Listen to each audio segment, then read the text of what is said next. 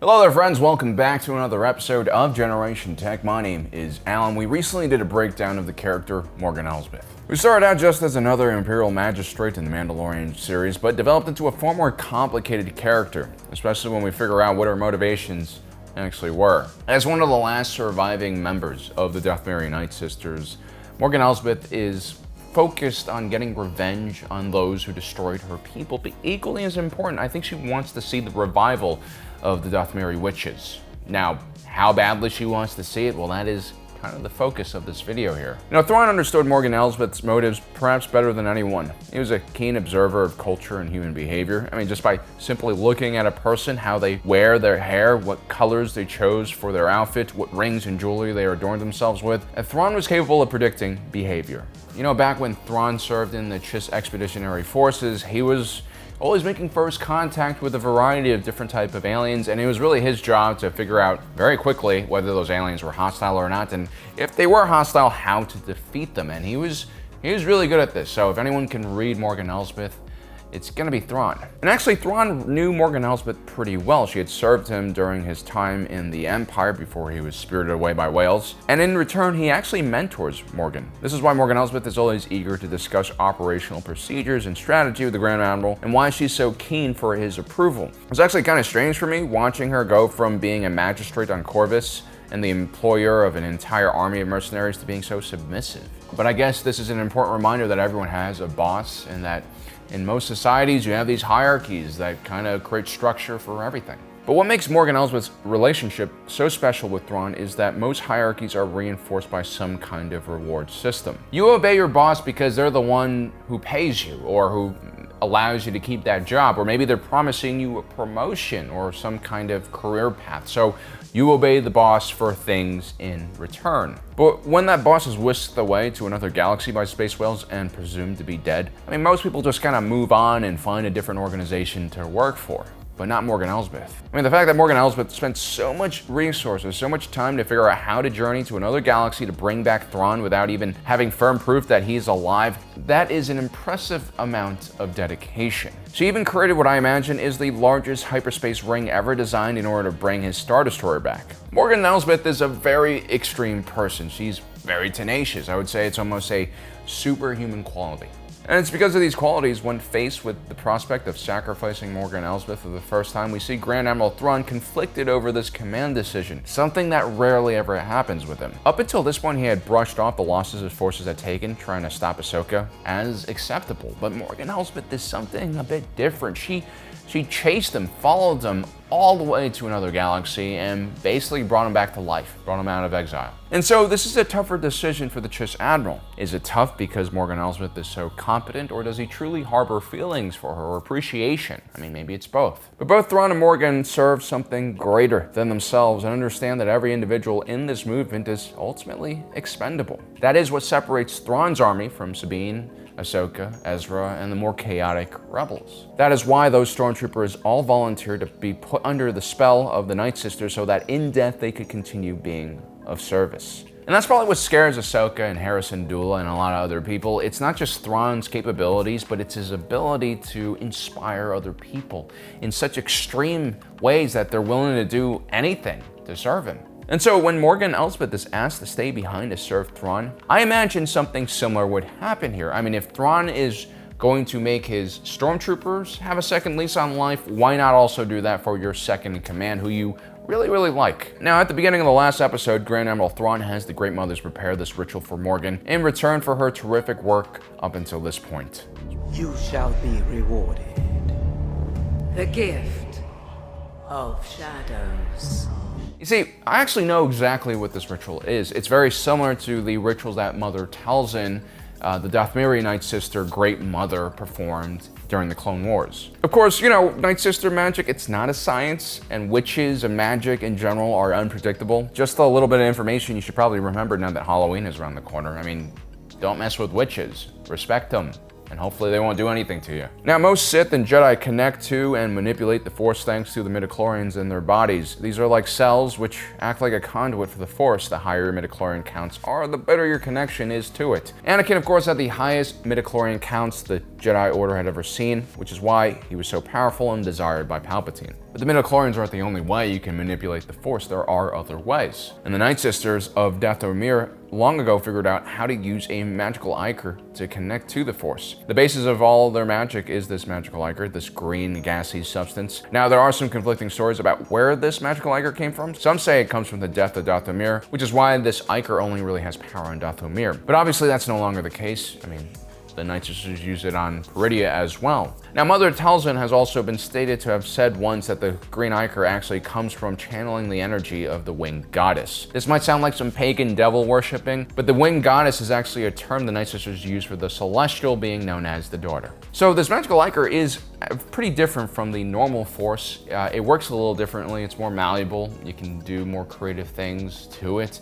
You know, while the normal Force allows you to move objects around and, gives the Jedi the ability to sense things around them, the magical ichor can literally create things out of thin air. It's actually not that different from what was known as Force alchemy. The ancient Jedi used to practice this, and they could, create flesh and creatures out of thin air. It was some pretty crazy stuff. The Jedi later deemed such practices as an affront to the Force and unnatural, of course. They were afraid of it, so they banned it. Luckily, the Nightsisters never got the memo. They're also pretty far removed from everyone else, so they continued practicing this crazy magical ichor art. And so using the magical ichor, Mother Talzin can actually pull a sword out of thin air.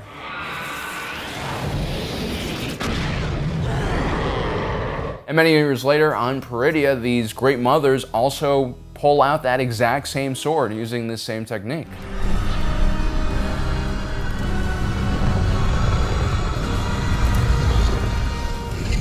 But that's just the beginning of the crazy stuff this magical ichor do. We've seen Mother Talzin graft legs, mechanical legs, onto Darth Maul after his injury.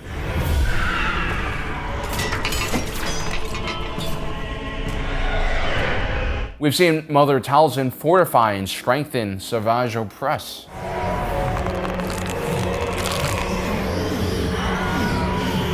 Certain concoctions of the ichor, like the Warder of Light potion, was able to heal individuals and even unlock past memories. Mother Talzin once even used magical ichor to rearrange Maul's brain so that his psychosis would disappear.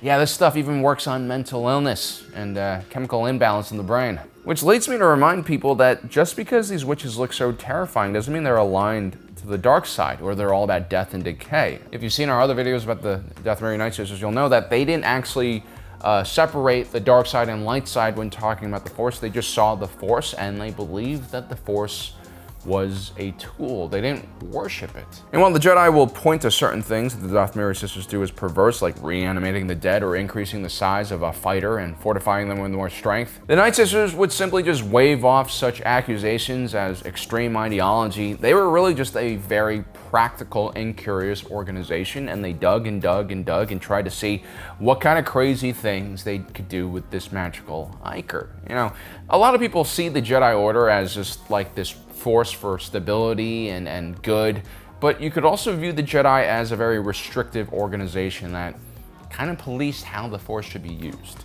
And I think the Nightsisters would have viewed them as such. Had the Dathomir Nightsisters become a multi-planet faction, had they started recruiting members to their organization, I think then the Jedi would have tried to stop them. But for the most part, the Nightsisters kind of kept it themselves. They didn't really try to mess with people, which is why no one messed with them. And this is why they were able to preserve a lot of these Force techniques. Now, the technique the Great Mothers use on Morgan Elsbeth, this gift of shadows, it's known also as, I guess, the Nightsister Baptism, which actually leads me to a lot of questions. This is a simple initiation trial, so was Morgan Elsbeth too young or too unskilled in the past to have gone through this trial? I mean, we see Asajj Ventress go through the trial, the initiation trial, while she's a lot older, and that's because she was taken away from the Nightsisters when she was a baby, when she was too young to get baptized already. Do you pledge yourself to the sisterhood? Do you pledge yourself to the sisterhood? To the magics? To the magics? To the old ways? and the old ways? I do. I do. Do you abandon your old life for this new one? Do you abandon your old life for this new one? I do. Your loyalty. Your loyalty? Yeah, so these two speeches are exactly the same, like word for word. Except there's no dipping into the water after for Morgan Elsbeth, and instead the Great Mother gently gouges her eyes a bit. So I gotta say, for a lot of people who believe that, you know, the Great Mothers were making her immortal or giving her some great power or possessing her with some demon, I don't think that's the case here. We don't really know if this baptism does anything aside from just making them officially Nightsisters. Now, if we take a closer look at Morgan Elsbeth, there are some differences between her appearance and Asajj Ventress. Morgan Elsbeth has the blackened eyes, the burn marks on her face. It is possible this baptism on Peridea gives her more power and more speed.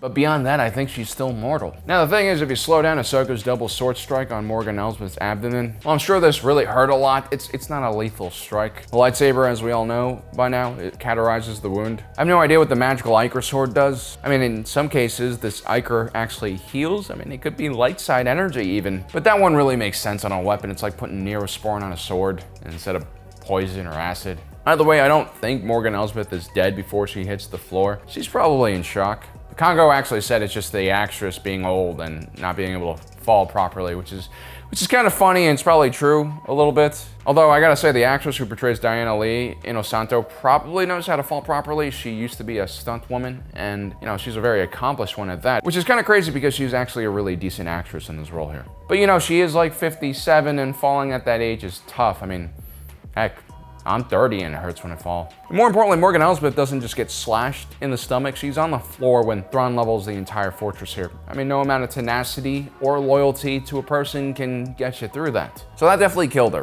What is interesting, however, is the Great Mother on Thrawn's ship seems to feel Morgan Elsbeth die immediately after she gets slashed in the stomach, like right after she falls on the floor, which tells me that you know, this baptism kind of connects all the Nightsisters together with that magical ichor. They're able to communicate.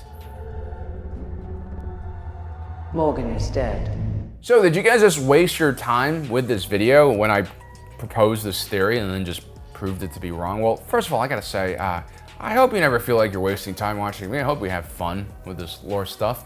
But more importantly, I don't know if I'm right about this. I didn't write this freaking show. Who knows if Filoni even wrote the second season? He probably wrote it on a napkin like 20 years earlier. But yeah, we don't exactly know what's going on here. I do think that the fact that some greater power exists on this planet gives us a small slither of hope that Morgan Elsbeth, or at least her spirit, could be revived in one way or another. I talk a lot about her tenacity in this video because people like her generally just don't go quietly into the night. They cling on to physical reality. I also want to take a closer look at the Nightsisters' connection to this planet and why their magical ichor works here and how it's connected to the Wind Goddess. I think I'm starting to understand what Dave Filoni's trying to do with this world of Peridea, and it's honestly really interesting because we're in a place where we have a Star Wars creator who understands Legends materials, but at the same time, he sort of takes Legends material and he kind of remixes a lot, so you don't ever really know what's going on.